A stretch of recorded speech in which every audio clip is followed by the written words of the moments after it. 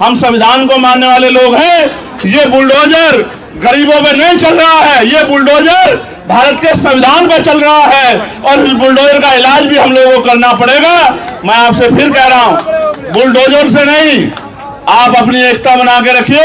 संविधान की ताकत से बुलडोजर भी निस्तानाबूद होगा और बुलडोजर चलाने वाली सरकारें भी निस्तानाबूद होंगी। मेरी बात को आप याद, ऐसे अपनी मुट्ठी ऐसे बंद करो एक बार, बताओ एकता में शक्ति है या नहीं है? बताओ बताओ, जिस मुल्क के लिए इतनी कुर्बानियां दी, मुल्क हमारा है या नहीं है? बताओ, क्या अपने मुल्क की तरक्की को मजबूत करना हमारी जिम्मेदारी है या नहीं है? देश में अमन, भाईचारा, प्रेम बना रहे और देश एकजुट होकर तमाम तरह की गैर बराबरी, तमाम तरह के जुल्म और तमाम तरह की जो समस्याएं जनता के सामने आ रही हैं, उनके खिलाफ लड़ाई लड़े। इसलिए आज इस मंच के माध्यम से मैं अपनी बात को स्पष्ट करता हूं कि अगर भारत, क्योंकि बहुधर्मी देश है, अनेक अनेक धर्मों के लोग, अनेक अनेक जातियों के लोग लंबे समय से भारत में रह रहे हैं और इन सब जातियों के लोगों ने, धर्मों के लोगों ने, जब भारत गुलाम था, तमाम तरह से भारत के ऊपर जो हुकूमतें काबिज थी, भाई पीछे को खड़ा हो, पीछे को, जो हुकूमतें काबिज थी, यानी कि अंग्रेजों की सरकारें, उनके खिलाफ मिलकर लड़ाई लड़ी थी। और लड़ाई भी ऐसी नहीं लड़ी कि थाली में सजा के आजादी मिली हो, लड़ाई भी इस तरह लड़ी कि जाने कुर्बान करनी पड़ी। बहुत सारे बड़े पैमाने पे हर सभी धर्मों के लोगों ने बलिदान दिए, तब जाके देश आजाद हुआ। और आज जब देश को आजाद हुए 75 साल से ज्यादा हो गए हैं, तो जानबूझ के, चाहे मुसलमान हो, चाहे सिख हो, चाहे क्रिश्चियन हो, चाहे बौद्ध हो, चाहे जैन हो, या कई जगह पर अन्य धर्मों के खिलाफ भी तमाम तरह से उनको उकसाने, डराने, दबाने और उनको अकेला महसूस कराने का जो षड्यंत्र किया जा रहा है, इसके खिलाफ हम, हमारा संगठन, हमारी पार्टी पूर्ण रूप से हर कमजोर के, हर गरीब के, हर मजलूम के साथ खड़े हैं। और जब तक ये गैर बराबरी पर आधारित व्यवस्था जो लोगों को डराने, दबाने, सताने का काम करेगी, हम अपने भाइयों का हाथ नहीं छोड़ने वाले। और मैं ये भी कहना चाहता हूं अपने भाइयों से भी, आज का कार्यक्रम जब वो रख रहे थे तो मैंने उनसे कहा कि जब आप कार्यक्रम करने जाएंगे तो आपके ऊपर झूठे मुकदमे लगा के जैसे आप सड़क पे आओगे आपको डराने का काम किया जाएगा।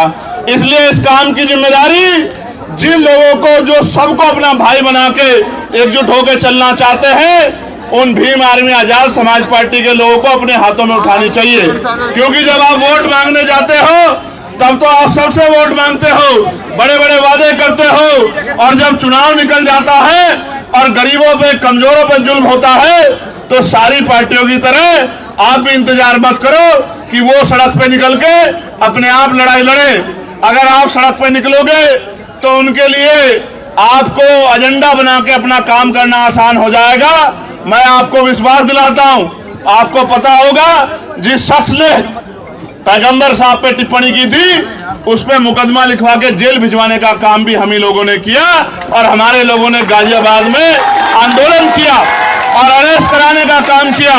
और चाहे बहराइच में एक तरफा कार्रवाई करके जुल्म करने का काम किया जा रहा हो, इसलिए कि सरकार का एजेंडा चलता रहे, या हिमाचल में तमाम तरह से जो है कमजोरों पे जुल्म ढाने का प्रयास किया जा रहा हो, उत्तराखंड में प्रयास किया जा रहा हो, हर मोर्चे पे हमारी पार्टी, हमारा संगठन एकजुट होके बिना किसी राजनीतिक स्वार्थ के इस लड़ाई को लड़ने का काम कर रहा है। और मैं आपको स्पष्ट करना चाहता हूं, सिर्फ मुसलमान भाइयों के साथ नहीं, अगर जैन भाइयों के साथ, सिख भाइयों के साथ, किसान भाइयों के साथ, देश की करोड़ों महिलाओं के साथ, नौजवानों के साथ, गरीबों के साथ अभी डीटीसी बसों वाला प्रकरण चल रहा है। जिसके साथ भी जुल्म होगा, हम अपनी देश की तरक्की के साथ खड़े हैं, हर व्यक्ति के साथ खड़े हैं। हम उस लड़ाई को लड़ने का काम करेंगे और मैं आपको विश्वास दिलाता हूं, आगे किसी भी आंदोलन में आपको स्वतः आगे नहीं आना पड़ेगा।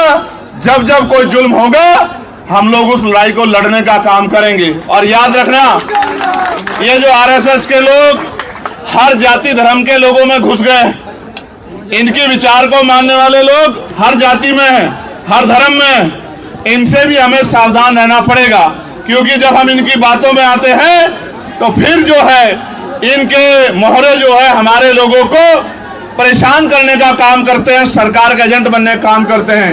इन एजेंटों से भी हमें सावधान रहने की जरूरत है और मिलकर इस लड़ाई को, ना कोई एक जाति ना धर्म, पूरे देश की लड़ाई है या नहीं है बताओ। अगर किसी पे भी जुल्म होता है तो पूरे देश को इकट्ठा खड़ा होना चाहिए, नहीं होना चाहिए। अगर किसी को सताया जाता है तो सबको उसकी आवाज उठाई जानी चाहिए, नहीं जानी चाहिए। मैं आपको विश्वास दिलाता हूं, आप इसी पेड़ के नीचे हमने पहलवान बेटियों के सम्मान की लड़ाई भी लड़ने का काम किया था। आप सबको इस बात को याद रखना चाहिए। और आप जानते हैं, पार्लियामेंट में भी उन पहलवान बेटियों के सम्मान की लड़ाई को लड़ने का काम आपके चंद्रशेखर आजाद ने किया था। और आज मैं आपको विश्वास दिलाता हूं, जिस तरह से जानबूझ के टारगेट करके मुसलमानों के खिलाफ हिंसा का और ये धर्म के आधार पे जो है अपमान करने का काम किया जा रहा है, पार्लियामेंट में आवाज उठा के इस पे कानून बनवाने का काम भी हम लोग करेंगे। मेरी इस बात को आप लोग याद रखना।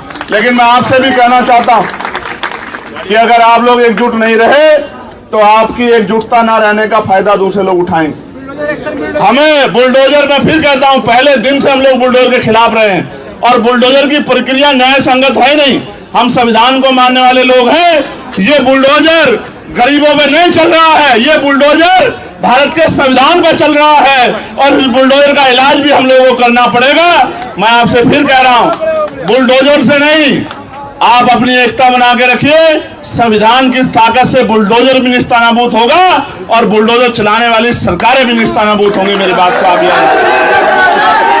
मुसलमान भाइयों को मेरा ये कहना है संदेश के तौर पे कि आपको हजरत पैगंबर मोहम्मद साहब को पढ़ना भी चाहिए, पढ़ना चाहिए कि उन्होंने सारी उम्र इंसानियत के लिए काम किया, कमजोरों के लिए काम किया, मजलूमों के लिए काम किया, उनको मुख्य धारा में लाने का काम किया। जो काम आज हम लोग कर रहे हैं कि हर व्यक्ति बराबर का अधिकार उसको मिले, वही काम उन्होंने किया। और उनके बाद हजरत उमर साहब ने भी वही काम किया। आपको पढ़ना चाहिए। आज तो हमारे बादशाह देखिए कैसे, तब के बादशाहों में रब के बादशाहों में फर्क भी देखिए। आज तो बादशाह 8,000 करोड़ के हेलीकॉप्टर हवाई जहाज से चलते हैं, वो तो पैदल भी चलते थे तो अपने बराबर वाले का ख्याल रखते थे। तो हमें समझना चाहिए, धर्म से बढ़कर भी इंसानियत के तौर पे भी हमें समझना चाहिए कि हमारे बड़ों ने हमें क्या सिखाया। हम तो अगर हम उनके रास्ते पे चलेंगे तो कोई मुसीबत हम पे पाबंद नहीं होगी। हमें अपने बड़ों को पढ़ना चाहिए। और सभी धर्मों में अच्छे लोग हैं, सभी धर्मों में अच्छे रास्ते दिखाने वाले पीर पैगंबर हुए हैं, महापुरुष हुए हैं। हमें उनको भी पढ़ना चाहिए और देश के संविधान के साथ खड़े होकर संविधान के आधार पर आगे बढ़ना चाहिए। इसी से हमारी तरक्की सुनिश्चित होगी। और आपको मैं कहना चाहता हूं, मॉडर्न एजुकेशन स्वीकार करो, पढ़ो, डॉक्टर बनो, इंजीनियर बनो, वकील बनो, जज बनो, पटवारी बनो, सेक्रेटरी बनो, आईएएस बनो, आईपीएस बनो, सिस्टम का हिस्सा बनो और कुर्सी पे बैठ के अपने लोगों को आगे बढ़ाने का काम करो। इसके अलावा कोई रास्ता तरक्की में नहीं है। आजादी से पहले सरकारी नौकरियों में आपका क्या परसेंटेज था, आज क्या है आप देखो, कमी कहां रह गई।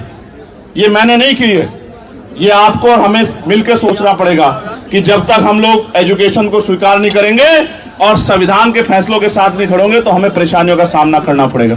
मैं आप सबका धन्यवाद देता हूं और आपको विश्वास दिलाता हूं, तमाम तरह की साजिशों षड्यंत्रों के बावजूद भी, तमाम तरह के रास्ते रोके दब बजाने के बावजूद भी हम लोग आपके साथ खड़े हैं और हर कदम पर आपके साथ खड़े रहेंगे। कभी आपको अकेला नहीं छोड़ेंगे, हर कमजोर के साथ खड़े हैं। बहुत बहुत धन्यवाद। जय भीम, जय भारत, जय संविधान। और ऐसे अपनी मुट्ठी ऐसे बंद करो एक बार, बताओ एकता में शक्ति है या नहीं है, बताओ बताओ जिस मुल्क के लिए इतनी कुर्बानियां दी, मुल्क हमारा है या नहीं है, बताओ। क्या अपने मुल्क की तरक्की को मजबूत करना हमारी जिम्मेदारी है या नहीं है? जिस मिट्टी को 5 बार सजदा करते हो उस मुल्क का ख्याल रखना हमारी जिम्मेदारी है या नहीं है? तो फिर हमें किसी को सेकुलर होने की या देशभक्त होने की गवाही देने की जरूरत नहीं है। बस जरूरत है एकजुट होकर आगे बढ़ने की और हमेशा आगे बढ़ते रहने की, पॉजिटिव सोच रखने की। बहुत बहुत धन्यवाद।